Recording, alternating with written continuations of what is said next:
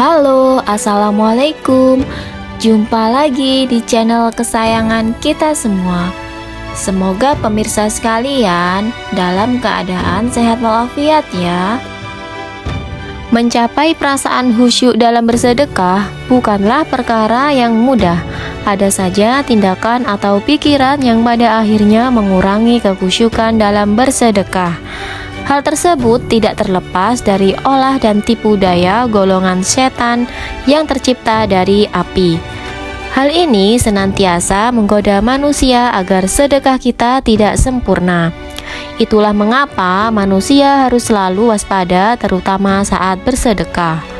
Ibadah yang satu ini seringkali digoda setan saat sedang menjalankannya, karena setan tidak henti-hentinya mengganggu hingga manusia tidak berdaya. Dalam video kali ini kita akan membahas tentang bersedekah bersama setan. Pemirsa sekalian, mereka yang merasa was-was atau ragu dalam niat baiknya dalam bersedekah biasanya akan berlangsung hingga saat mulai bersedekah. Hal itu membuat orang ragu terkait ibadah ini yang seharusnya dijalankannya. Misalnya, kita bersedekah apakah terlihat orang atau tidak.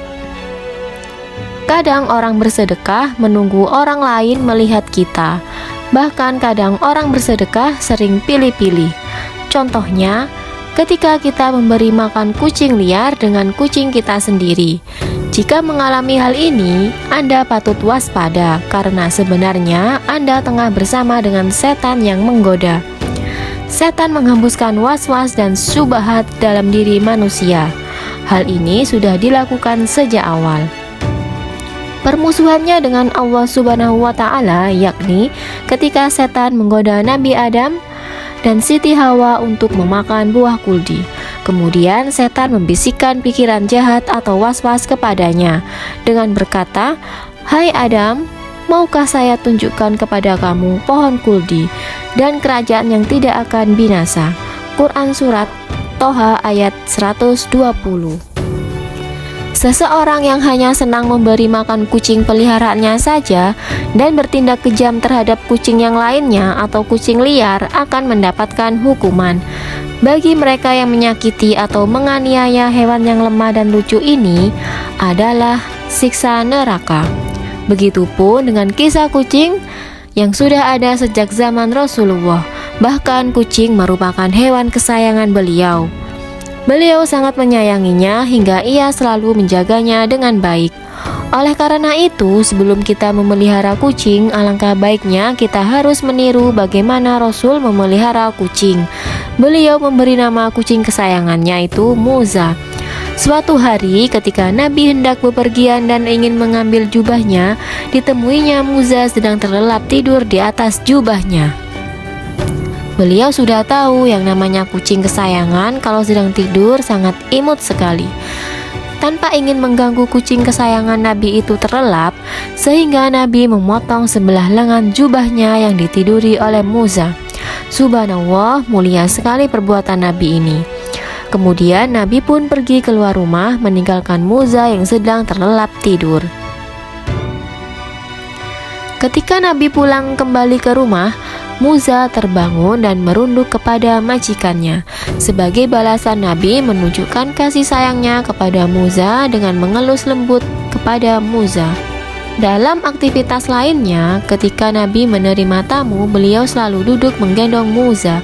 Dan ketika duduk, Nabi meletakkan Muza di pahanya. Salah satu sifat Muza yang Nabi suka adalah ia selalu mengeong ketika mendengar azan, seolah-olah suaranya terdengar mengikuti lantunan suara azan. Bahkan Nabi pernah berpesan kepada para sahabatnya untuk menyayangi kucing peliharaannya seperti menyayangi keluarganya sendiri. Jadi dari kisah di atas, jika kita memiliki hewan peliharaan khususnya kucing, maka rawatlah dia dan sayangilah dia, karena itu merupakan tanggung jawab kita dan kewajiban kita sebagai majikannya. Tak terkecuali dengan kucing yang datang dari luar atau kucing-kucing liar.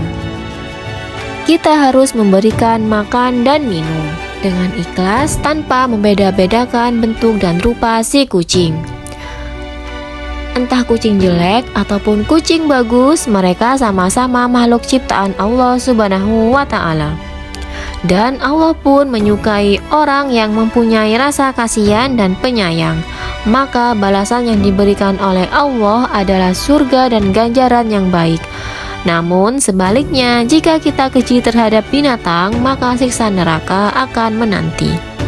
Semoga kita semua dilindungi oleh Allah Subhanahu wa Ta'ala dari siksa dan kemurkaannya. Amin amin ya robbal alamin. Semoga ulasan ini bermanfaat dan menginspirasi bagi kita semua. Sampai jumpa lagi di episode berikutnya di channel yang sama. Dan jangan lupa like, komen, dan juga subscribe-nya ya. Terima kasih. Wassalamualaikum.